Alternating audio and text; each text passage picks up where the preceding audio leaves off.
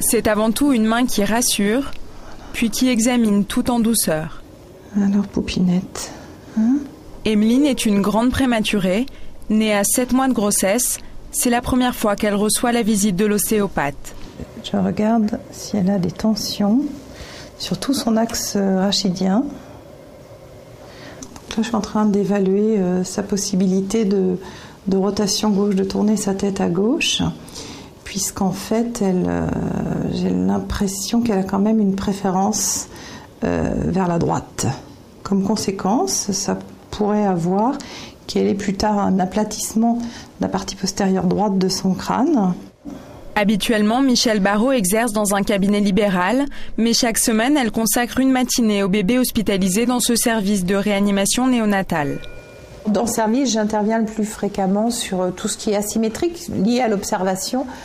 Donc les aplatissements au niveau du crâne, les asymétries au niveau de la face, puisqu'il y a eu quand même du matériel qui a été posé au niveau de la respiration pour les bébés, au niveau du corps, des asymétries, des pieds trop fléchis qu'on appelle des pieds talus, des difficultés au niveau de la succion, déglutition quand celle-ci est en train de se mettre en place, des canaux lacrymaux bouchés, et puis tous les bébés qui ont un état de tension qu'on trouve un peu excessif.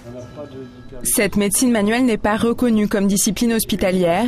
Alors il y a 3 ans, quand Michèle Barraud a demandé à travailler dans ce service, elle a commencé par faire du bénévolat. Il fallait convaincre l'équipe médicale. Ça s'est fait de façon assez progressive.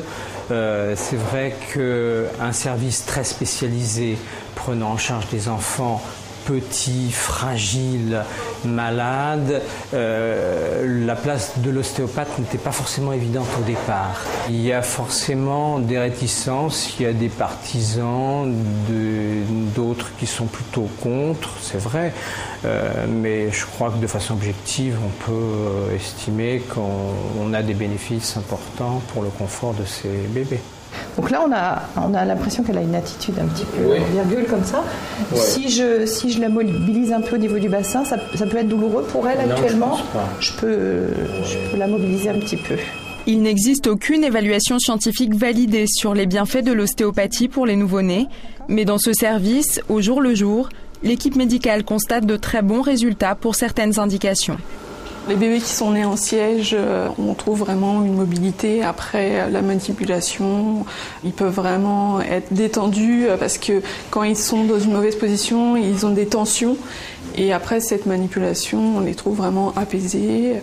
Chez les enfants qui ont les canaux lacrymaux bouchés ou rétrécis, après le massage qu'elle leur fait et qu'elle nous apprend à faire, on retrouve une amélioration et vraiment un bienfait pour l'enfant. Danaël est né à 7 mois de grossesse. Aujourd'hui, il respire de manière autonome, mais il lui arrive encore de faire des apnées. L'ostéopathe doit donc être particulièrement vigilante. Mon travail, mes techniques sont complètement adaptées à la fragilité de ces bébés qui normalement devraient être dans l'enceinte utérine. Et notamment, ils ont une sensorialité totalement différente. Par exemple, au niveau du toucher, ils perçoivent 5 fois plus fort notre toucher. Donc évidemment, j'adapte complètement ma palpation à son caractère particulier.